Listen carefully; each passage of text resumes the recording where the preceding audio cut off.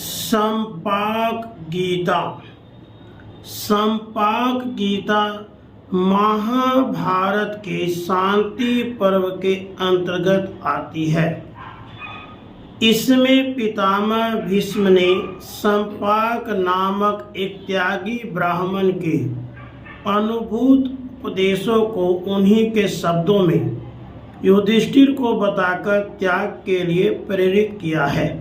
संसार में धनी हो अथवा निर्धन, सुख दुख प्रत्येक मनुष्य को होता है।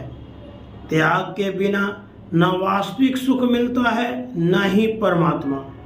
त्याग वृत्ति अपनाकर सुखी होने का उपदेश देने वाली यह संपाक गीता चलिए श्रवण करते हैं। युधिष्ठिर जी ने पूछा, पितामह, धनी और निर्धन दोनों स्वतंत्रता पूर्वक व्यवहार करते हैं, फिर उन्हें किस रूप में और कैसे सुख और दुख की प्राप्ति होती है?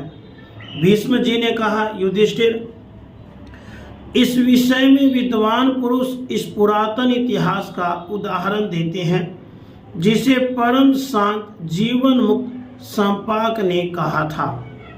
पहले की बात है, फटे पुराने वस्त्रों एवं अपनी दुष्टा स्त्री के और भूख के कारण अत्यंत कष्ट पाने वाले एक त्यागी ब्राह्मण ने, जिसका नाम संपाक था, मुझसे इस प्रकार कहा, इस संसार में जो भी मनुष्य उत्पन्न होता है, वह धनी हो या निर्धन, उसे जन्म से ही नाना प्रकार के सुख दुख प्राप्त होने लगते हैं। विधाता यदि उसे सुख या दुख इन दोनों में से किसी एक के मार्ग पर ले जाए, तो वह न तो सुख पाकर प्रसन्न हो और न दुख में पड़कर परितप्त हो। तुम जो कामना रहित होकर भी अपने कल्याण का साधन नहीं कर रहे हो और मन को वश में नहीं कर रहे हो, इसका कारण यही है कि तुमने राज्य का बोझा अपने पर उठा रखा है।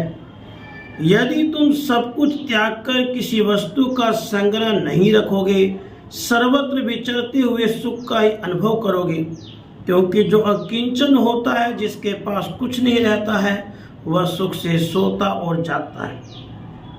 संसार में अकिंचनता ही सुख है, वही हितकारक, कल्याणकारी और निरापद है। इस मार्ग में किसी प्रकार के शत्रु का भी खटका नहीं है।